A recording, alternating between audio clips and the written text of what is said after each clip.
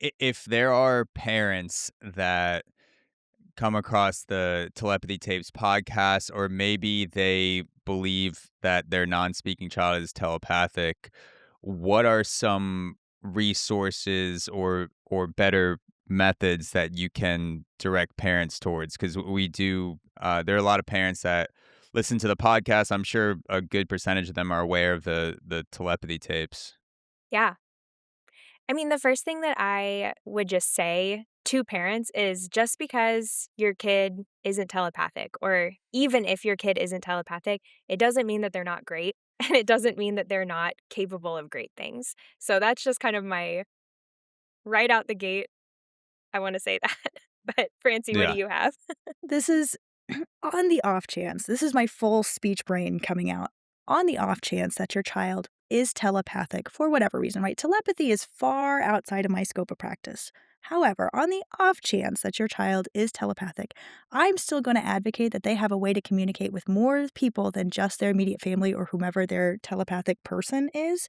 So I'm still going to recommend getting AAC and still look at talking to an SLP to get a dynamic AAC assessment done so that your child can communicate in any way that they choose to, telepathic or not, in a way that is meaningful to them, successful for them, and gets their point across. So I noticed in the telepathy tapes, they mentioned that they often only had one person, one special person that they communicated with.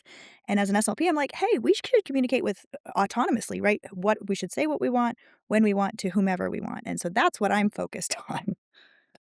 Yeah. No, yeah, that's something that I wanted to make sure that I get across as well. It's a great way to say it is that I don't see the parents or the children for sure.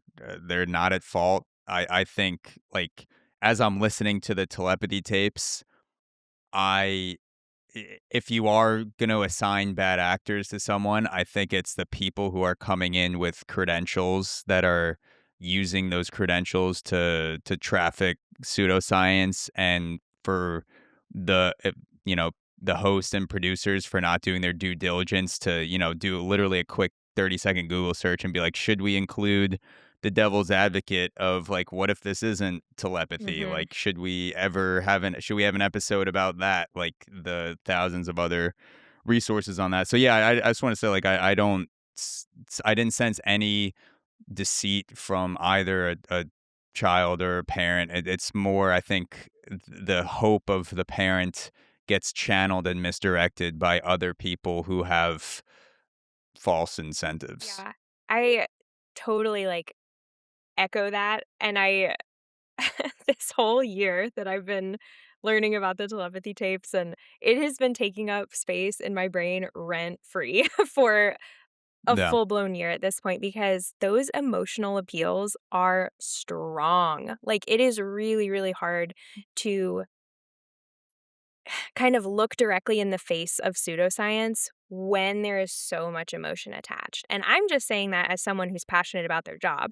I can't imagine how much more that would be compounded if I'm a parent who is willing to do anything for their child that's hearing these appeals to that emotional piece of it. And so, yeah, Francie and I have gone back and forth in person and over text and on our podcast about, like, what are we missing? Is there something we're not seeing? Like, am I wrong about this? We've gone back and forth, and those appeals to emotion are really, really tough.